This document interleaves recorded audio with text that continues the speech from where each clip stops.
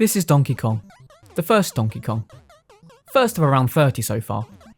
Doesn't look like much, but it pulled Nintendo out of a pretty sticky situation back in the early 80s. Let's start at the beginning. Nintendo has been around for a lot longer than most people realise. It was actually founded in 1889, and the first product that they sold was handmade Hanafuda cards, which are traditional Japanese playing cards invented sometime in the 18th century. They didn't start making video games until nearly a century later. After the massively successful Space Invaders was released in 1978, everyone wanted to get in on the video game craze by making their own, including Nintendo. So, in 1979, Nintendo began releasing its own original arcade games in Japan, some of which might look a bit similar to games that you already know. But they were starting to make a successful business from selling arcade games, so it was time to go global. Nintendo of America was set up in 1980, and they immediately ordered thousands of copies of Nintendo's most recent successful game, Radar Scope. But the machines arrived late, and by the time they were delivered, the space shooter hype had completely died down, and they couldn't sell the machines. Their warehouses were full of unsold cabinets, and Nintendo of America was in serious trouble before they'd even got started. Nintendo needed to come up with something fast, or they were facing serious financial problems. So they had all of these machines that they had no use for. But instead of scrapping the machines, what they decided to do was reprogram them with a new game. So Nintendo asked its employees to come up with ideas, and 28-year-old designer Shigeru Miyamoto put forward the idea that would go on to become Donkey Kong.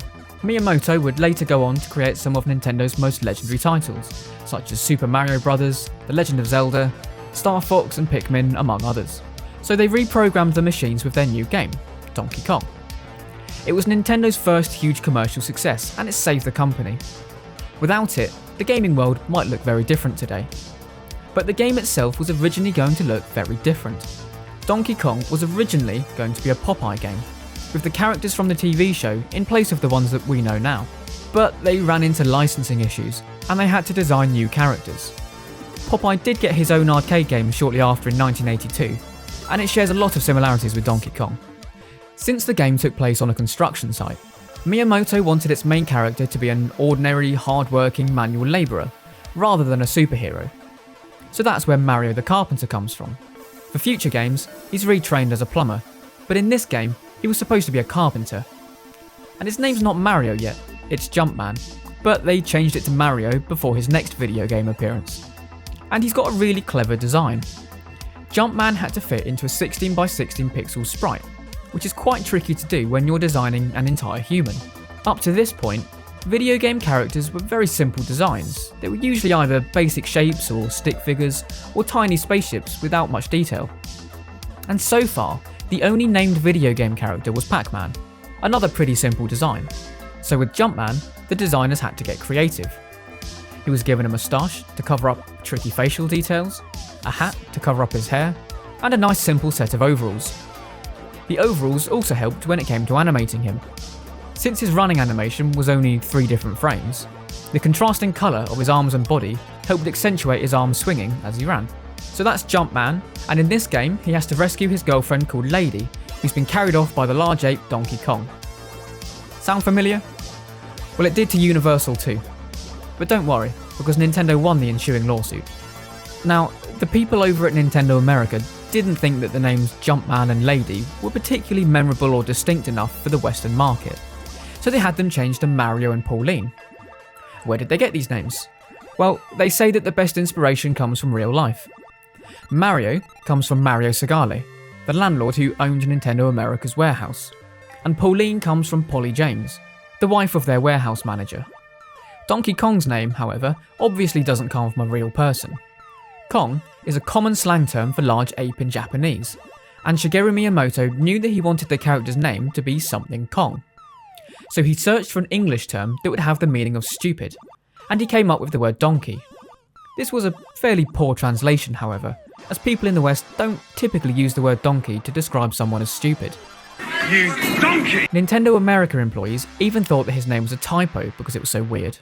But Nintendo had just released a game with 3 named characters, which was unconventional for the time. Developers didn't base their games around characters or stories, they based them around gameplay. Introducing a hero, a villain, and a damsel in distress gave the game some character. Like I said earlier, before now, there had only really been one named video game character in arcade games, Pac-Man, and he's essentially just a partial circle, so it's hard to feel any real affinity towards him.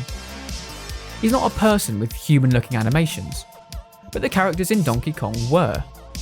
Mario looks like a human, and he has different animations for running, jumping, climbing, and smashing with his hammer. We have Donkey Kong grinning and stomping his feet, taunting Mario as he throws endless barrels at him. Even Pauline has a basic animation as she waits at the top of the level to be rescued.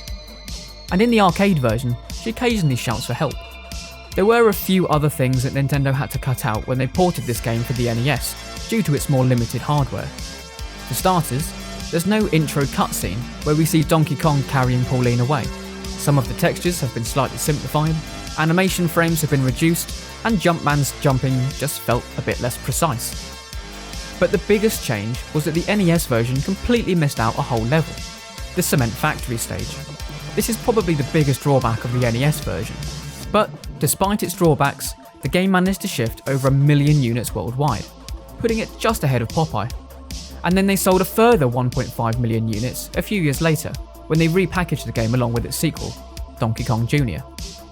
And these are some pretty good numbers when you consider that the game was released right around the video game crash of 1983. By the early 1980s, the video game industry was becoming saturated with low-quality games and clones that tried to imitate popular games like Pac-Man and Space Invaders. Game publishers were pushing for quantity over quality, and it was killing public interest in video games.